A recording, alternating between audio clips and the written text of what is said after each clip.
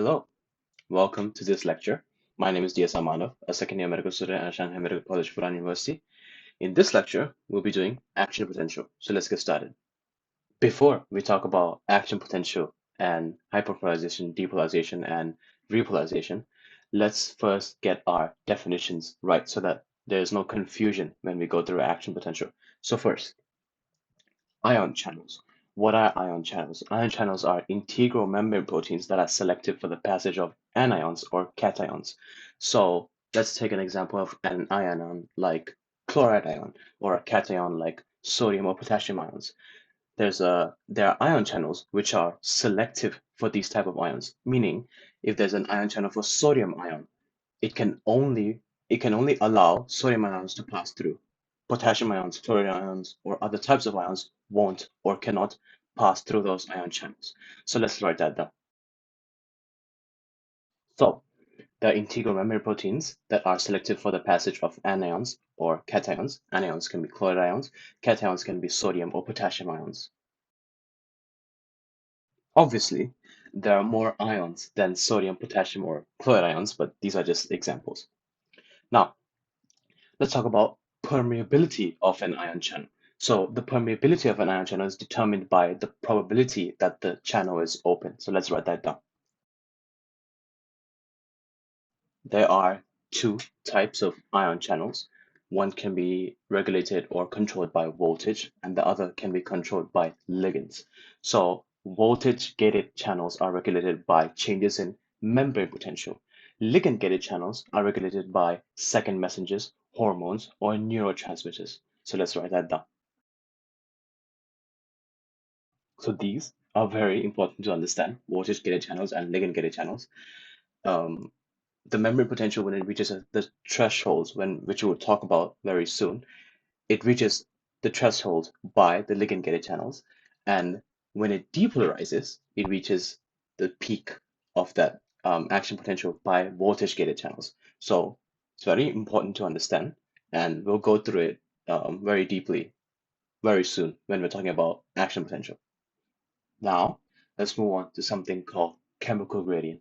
So, a chemical gradient is the difference in ion concentration across a permeable membrane, producing a driving force in which ion diffuse from high concentration to low concentration. Let's write that down first, and then I'll give you an example. So, the chemical gradient is the difference in ion concentration across a permeable membrane that produces a driving force in which ion diffuse from high to low concentration. Suppose there is a space. Let's say there's this space. Let's say this is inside our body, okay? And this is the cell membrane. This is the extracellular space, and this is the intracellular space. So inside the cell and outside the cell. Let's say that there is 6 sodium ions outside the cell. So there is a concentration difference of ions in this example here. So there are 6 sodium ions outside the cell and there are none inside the cell, right? So there's a chemical gradient here because there's a difference in this concentration of ions. So there will be a driving force for these sodium ions to diffuse into the cell. This is just basic diffusion, right? From higher to lower concentration. So sodium ions diffuse into the cell now. So ideally, this is what would happen, right? Sodium ions, they go from high to low concentration, right? From the extracellular space to the intracellular space. This is an ideal situation, but in the real world, nothing is perfect. It won't be, in reality, the ratio won't be 3:3. This is because there's something called an electrical gradient. So let's go on to discussing about what that electrical gradient is and how it actually does not become 3:3 is actually something lower than that. It can be maybe 4:2, it can be 5:1. So let's talk about electrical gradient. Electrical gradient is a difference in charge across a membrane. Now remember when I said that chemical gradient is a difference in ion concentration, but electrical gradient is a difference in charge. So let's bring these sodium ions back in outside the cell so that I could explain this. Let's take this one sodium ion as an example. Let's say that it diffuses into the cell from high to low concentration, right? So this sodium ion diffuses into the cell from high to low concentration. Now, we can assume that since it has diffused, the outside of the cell, the extracellular space, has become more negative, right? It became more negative. And the inside of the cell, since there's an influx of that sodium ion, it entered the cell, the inside of the cell has become more positive, right? Now, this is the electrical gradient. You can see that one compartment of the diagram is negative and the other compartment is positive. And if the next sodium ion tries to diffuse, because there's a chemical gradient, right? There's 5:1. There's a difference in concentration of ions. If the next sodium ion would try to diffuse in to the cell, it would be a lot harder. Why? Because inside of the cell now is positive, right? Because of this sodium ion, it becomes the inside of the cell, the intracellular space becomes more positive. And positive sodium ions are positive, positive and positive. They repel each other, right? They repel each other. So you could say that this right here is the driving force of the electrical gradient, and this right here is a driving force of the chemical gradient. Do you understand what I'm trying to say? So as more sodium ions enter the cell, let's say that this, even though there is an electrical gradient, as more sodium ions enter the cell, the electrical gradient increases, right? Because let's say that this sodium ion enters the cell. Now, inside of the cell, it becomes more positive, right? Inside of the cell, it becomes more positive, right? And the outside of the cell, it becomes more negative, right? Does that make sense? That means the electrical gradient, it actually increases. So for the next sodium ion to diffuse into the cell, that would be a lot harder because now they're too positive, meaning it's more repulsive for that sodium ion, for that influx of sodium ion, right? Does that make sense? So that means that we could say that we learned the chemical gradient is a difference in ion concentration across a permeable membrane that produces a driving force in which ions diffuse from high to low concentration. The driving force was this direction, right? The driving force of chemical gradient was this direction from high to low concentration. Because these are ions, they produce electrical gradient, right? So the driving force of the electrical gradient would be in the opposite direction, right? Driving force of the electrical gradient would be in the opposite direction. So that means that ideally it won't, as I said before, it won't be 3:3, even though it's diffusion. It won't be 3:3. At one point, the electrical gradient and the chemical gradient will become equal, and there's no more exchange of ions between the outside and the inside. And that is called an equilibrium potential. So yeah, that's what I was trying to explain. So an electrical gradient is a difference in charge across a membrane that produces a driving force in which ions are attracted or repelled depending on its size or sign of the gradient. So let's write that down. So, electrical gradient is the difference in charge across a membrane that produces a driving force in which ions are attracted or repelled depending on the size and sign of the gradient.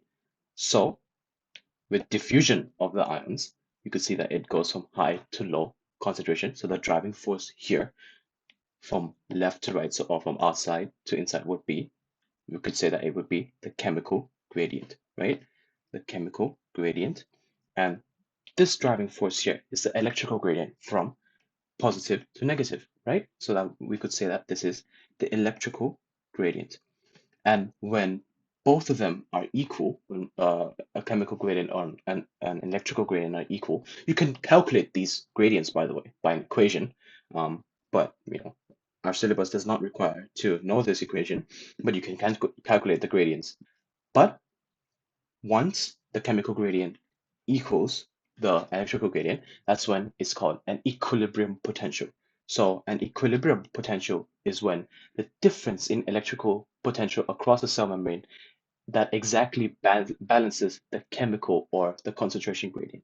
So equilibrium potential is when chemical, in simple words, equilibrium potential is when chemical gradient balances the electrical gradient.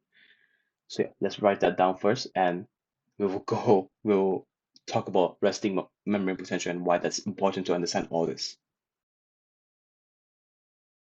This example that I gave for sodium ion is just for one ion. There are multiple ions in the cell membrane. There can be the chloride ion, there's a potassium ions, there's calcium ions. So each ion will have its own chemical gradient and electrical gradient, right? So each ion will have its own equilibrium potential. Now, if you add that all up, that is the resting membrane potential. So I hope you understood. Every ion, let's just say that this was a chloride ion. And since chloride ion is negative, this will actually be positive as it diffuses across the membrane. And inside would be negative. Or if you could say it's a potassium ion or calcium ion. Each one of them will have its own chemical gradient, and each one of them will have its own electrical gradient. And as I said, when a chemical gradient balances or is exactly equal to the electrical gradient, it has this equilibrium potential. It's different for each ion because some of them have different charges, some of them have different quantity outside and inside of the cell. Some of them it's in the opposite direction from inside of the cell to the outside of the cell. So if you add all of their equilibrium potentials together, that is the resting membrane potential. So the resting membrane potential is determined in part by multiple ions attempting to reach their individual equilibrium potentials. So yeah, that's why we talked about this chemical gradient and we talked about this electrical gradient, just to understand what a resting membrane potential is, because I believe in understanding the concept. So not just memorizing what resting membrane potential is. So resting membrane potential is the addition of all the equilibrium potentials of the ions. So it can be potassium ions, sodium ions, calcium ions, and chloride ions. There are many different types of ions. These are just examples. So yeah, resting membrane potential is the attempt of multiple ions to reach their individual equilibrium potential. So let's write that down. Now, since we finally gone through the terms and understood resting membrane potential, we can finally talk about action potential and depolarization, repolarization, hyperpolarization. I will draw a diagram for that and explain each one of them, and that would be the end of the lecture. Okay, so let's talk about action potential now. I have drew this diagram by myself. I didn't want to take one from the internet because I don't want to get copyright claimed. I don't want my channel to shut down in the future. I'm not going to take that risk, so I drew it, and it's a pretty simple diagram. This is a graph for action potential. It's very, very easy to understand, and we'll go through it step by step. So I've numbered it. We start with 5, 1, 2, 3, 4, and end with 5 again. So I'll quickly name what these are, and then we'll go through them one by one. So 5 is the resting membrane potential for a neuron that is minus 70 millivolts. Okay, you could see that the y-axis is labeled is millivolts. So we just learned that the resting membrane potential is determined by multiple ions attempting to reach their individual equilibrium, right? So 5 is resting membrane potential. 1, we're going to talk about the threshold. The threshold for a neuron is minus 55 millivolts. Number 2 is depolarization. Depolarization basically means the membrane potential becoming more positive. Number 3 is repolarization. That is the membrane potential becoming negative or trying to reach the resting membrane potential again. Number 4 is hyperpolarization. That means that it's kind of uh, the membrane potential is becoming too negative below the resting membrane potential. And number 5, which is the same one, comes back to a resting membrane potential. So let's first talk about the threshold. So in the start of the lecture, remember we talked about ion channels, and there are two types, right? There's the voltage gated channels and the ligand gated channels. This is where the definitions, as I said here, for voltage-gated channels is regulated by changes in memory potential, and ligand-gated channels are regulated by second messengers, neurotransmitters, and hormones. This is where it would be useful to understand action potential. So we're going to talk about action potential in neurons. So let's just imagine that we're going to talk about in an axon. Okay. First, let's write number one, threshold. Okay. Let's imagine that this is the membrane of the axon. Okay. We have our ligand-gated channels and our voltage-gated channels. So let's draw those first, and I'll explain both of them. So let's draw our ligand-gated channels and our voltage-gated sodium channels.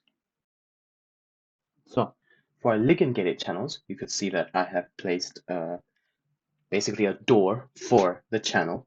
This is because a ligand would bind to the receptor, and then the door would open. That's why it's called a ligand gated channel. Once the ligand binds, the gate would open up. Okay. Now for the voltage gated sodium channels, I have drawn basically the same thing, but you could see this orange gate here. Now this orange gate, I won't explain what it is now. I'll explain in the next lecture, which is refractory period. But for now, I'll draw it because once I go to the next lecture, I can come back to this image that I just drew here and talk about this. So let's talk about threshold. So for an action potential to start, it requires an influx of sodium ions. So what does that mean? Sodium ions would enter the axon through the membrane, and that would make the membrane potential more positive, right? Because sodium ions are positive ions. It would enter and it would make the axon a more positive area. That means that the membrane potential will become more positive, and that's why the membrane potential, the voltage here, becomes more positive. Now, as I said, and for an action potential to start, there must be an influx of sodium ions. There's this thing called threshold, that there must be a minimum number of sodium ions to enter to start to trigger the action potential. And for neurons, it is minus 55, meaning from this period, the stimulus or the signal must be strong enough for enough sodium ions to be enough sodium ions to enter the cell. So how do sodium ions enter the cell? They enter the cell through the ligand gated channels. And I said it must the stimulus or the signal must be strong enough. That means it's related to neurotransmitters. And as I said, ligand gated channels are sensitive to neurotransmitters. So let's just imagine that this right here is a neurotransmitter, and there are a lot of sodium ions outside of the membrane or outside of the axon. How do I remember that? Is one professor that I was learning from a few years ago. He talks about the axon being a salty banana. That means that there are a lot of sodium ions and chloride ions outside the axon. It's salty, right? NaCl is salt. So that's how I remember that there are a lot of sodium ions outside. So let's just imagine that there are a lot of sodium ions waiting outside the axon. Now, as I said, initially, to trigger action potential, the signal must be strong enough. And that means that it's related to the ligand gated channel. So a neural transmitter would bind to the ligand gated channels, right? So let's just draw our neurotransmitter that binds to this receptor. After it binds, it would open up the that gate for sodium ions to enter, and that influx of sodium ions. So now sodium ions would enter the cell. Now the signal must be strong enough, meaning obviously there would be a lot of ligand gated channels all around the membrane of that axon. Remember, the axon is myelinated, so only the sections where it's the nodes of Ranvier, right? Those nodes where it's free to conduct, right? So there are a lot of ligand gated channels, and the signal must be strong enough so that there can be enough sodium ions to enter the axon to reach minus 55 millivolts. Once it has reached minus 55 millivolts, let's just say that there are enough sodium ions now in the cell. Once it reaches minus 55 millivolts, it would obviously travel along the axon, right? The sodium ions would travel along the axon. The membrane potential will increase, right? It will become more positive, right? That means that now the voltage-gated sodium channels would detect that change in membrane potential, right? The voltage-gated sodium ions would detect that change in membrane potential, right? And we learned in the beginning that voltage-gated channels are regulated by changes in membrane potential. So that means at minus 55 millivolts, the voltage-gated sodium ion channels would open up. The gate would open up. So let's draw that.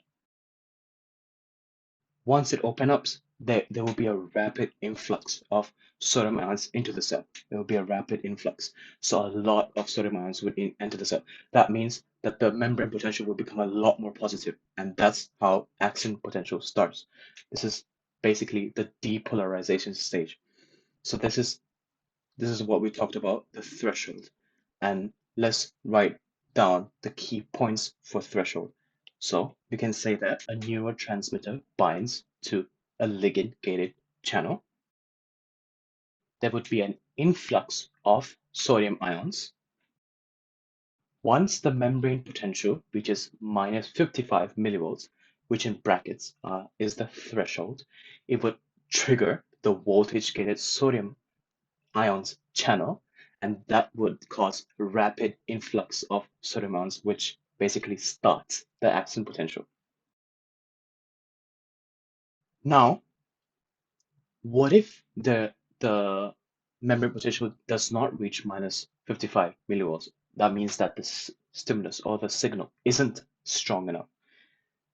You could see in this diagram, if the influx of sodium ions happens, but it does not reach minus 55 millivolts, the action potential will just fail. It won't trigger. The action potential will not happen. The stimulus will just go back down to, or the membrane potential will just go back down to the resting membrane potential. There will be no stimulus of this nerve fiber, or there will be no. The signal is just not strong enough for the action potential to trigger. So if the signal is strong enough, there would be enough ligand-gated channels that would open, meaning there would be enough amount of sodium ions to enter the axon.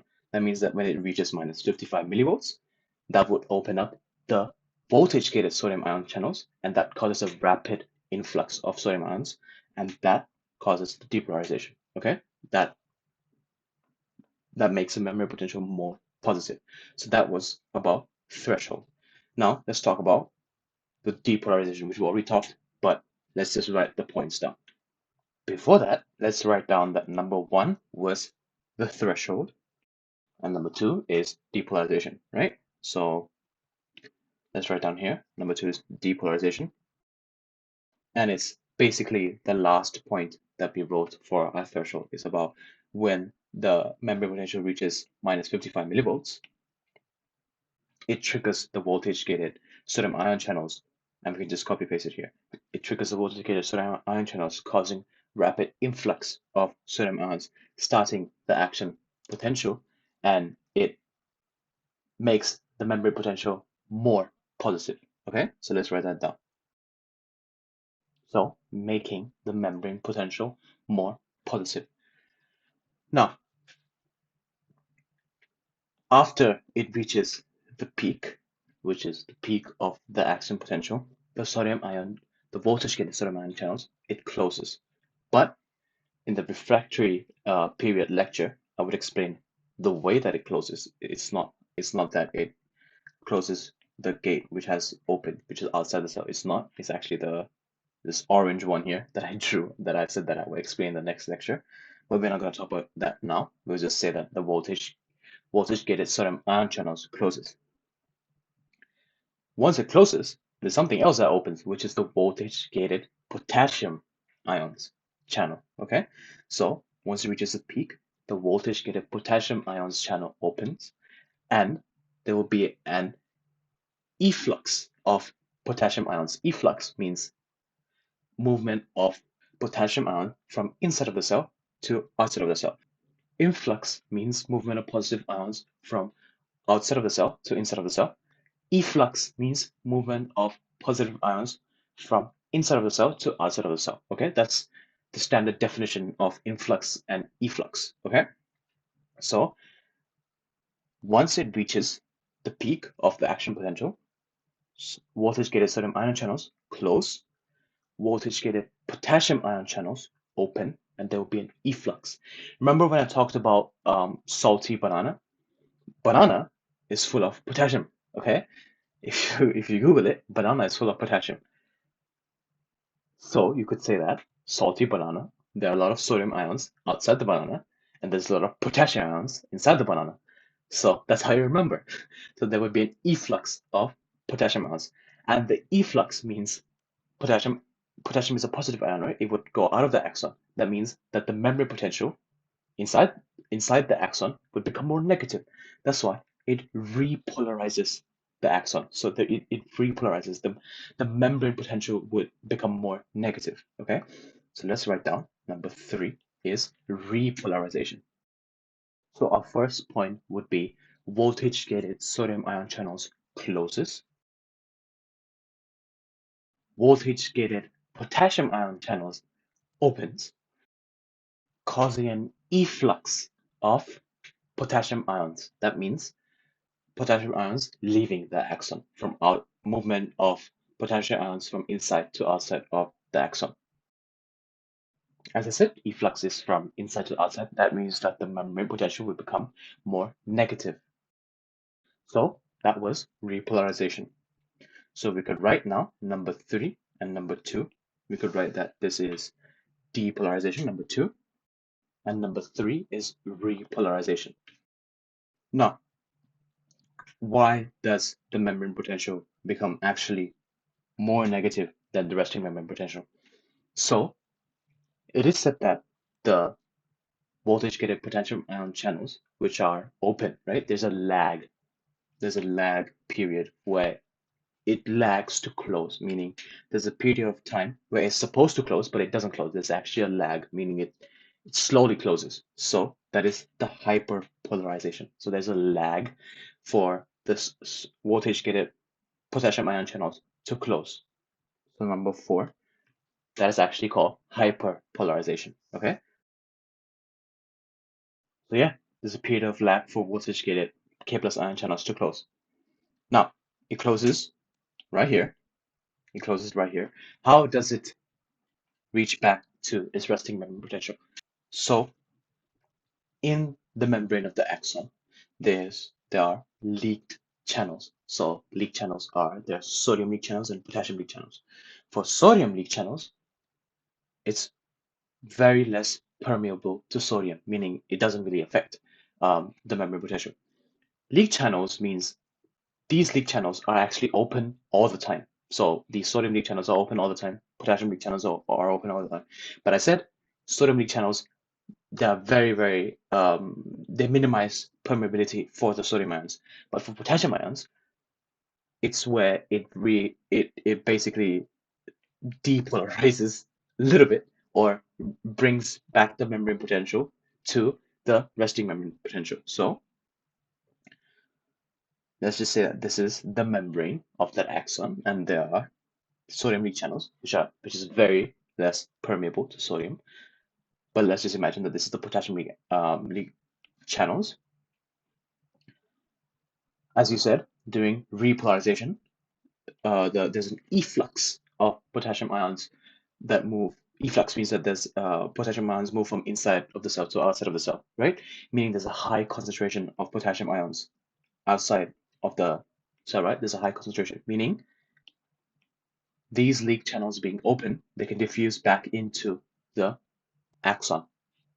That's how it returns to the resting membrane potential. And as I said, when there's a equal that when the chemical gradient and the electrical gradient matches, it becomes the equilibrium potential, right? So that's how it goes back into resting membrane potential.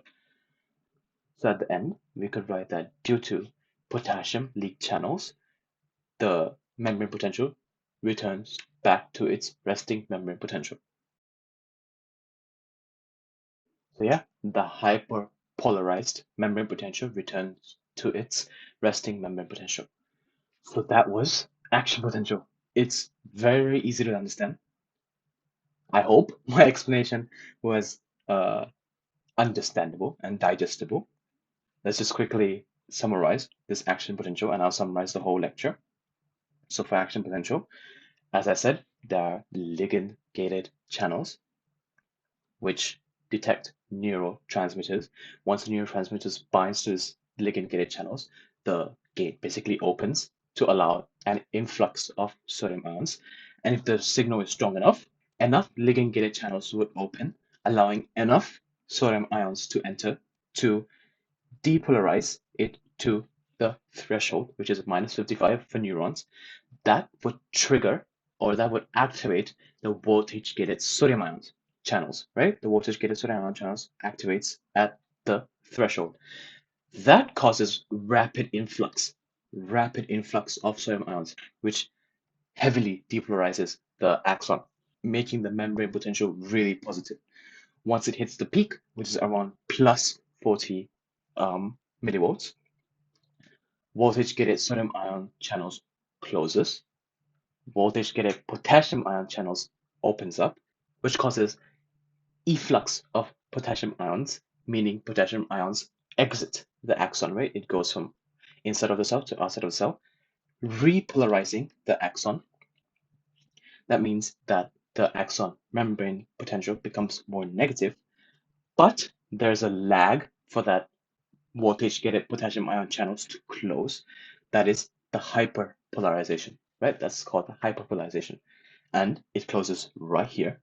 And how does it return back to its resting membrane potential? Is by the potassium leak channels. So yeah, that was the action potential.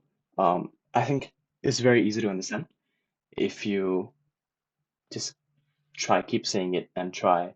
If you don't understand something, first of all, you could ask me directly through Instagram or through WeChat if you know me personally. The way I understood this was I did deep research in Google. I tried to find reasons for every single step, and that's how I understood it. And I hope I explained the reason that I found of that every single step in this explanation that I gave. So yeah, this was one of the biggest thing that I wanted to know. Why does it reach back to its resting membrane potential? It's because of that leaked, those always open leak potassium ion channels. So yeah, that was for the action potential. Now let's just summarize the whole lecture. So we learned that ion channels, they are integral membrane proteins that are sensitive for the passage of anions and cations. So they're for selective ions, right? So if there's an ion channel that is only for chloride ions, it won't allow other ions to pass through. So it's only for chloride ions, or if it's only for those leak Na plus ion channels, it's only for Na plus, right? Or if it's only for K plus, so it's selective. Ion channels are selective. The permeability of an ion channel is determined by the probability that the channel is open.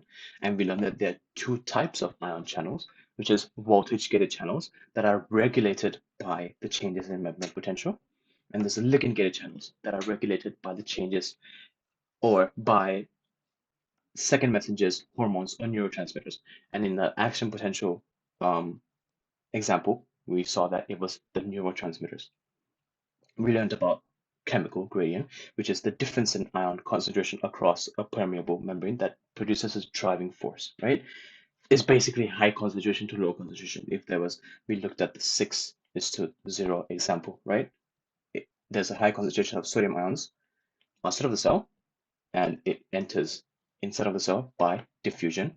We we saw that that was the chemical gradient, but we also learned that because these are ions, these are charged particles, it actually creates an electrical gradient because there's a difference in charge, right? So as sodium ions enter the cell, outside of the cell becomes more negative because positive ions are leaving.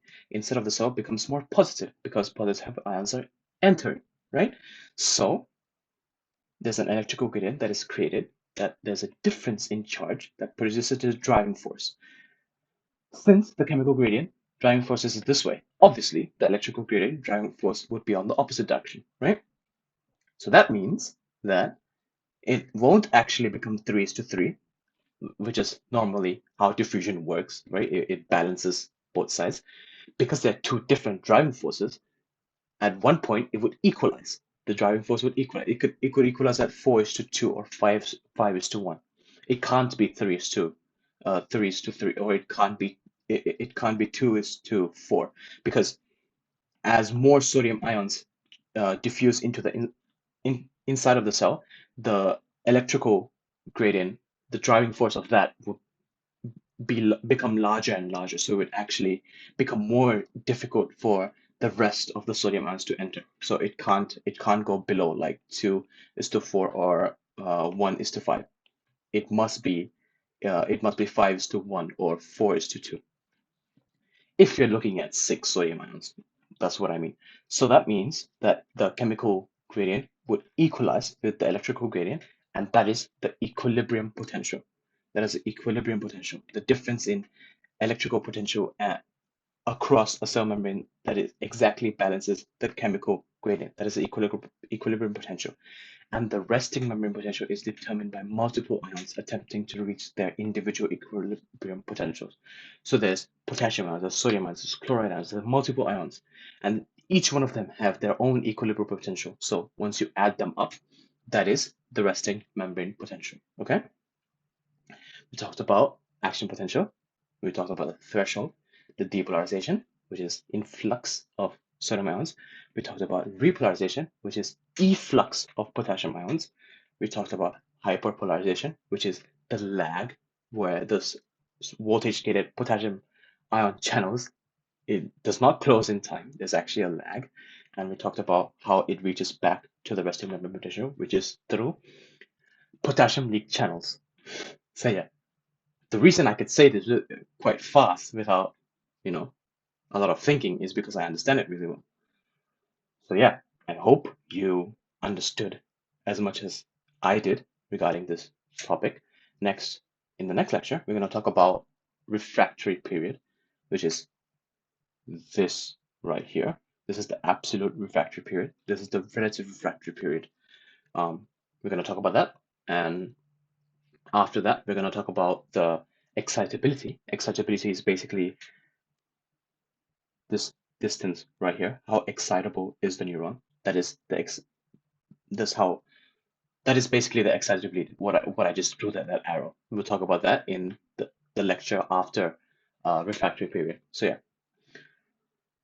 that is the end for action potential.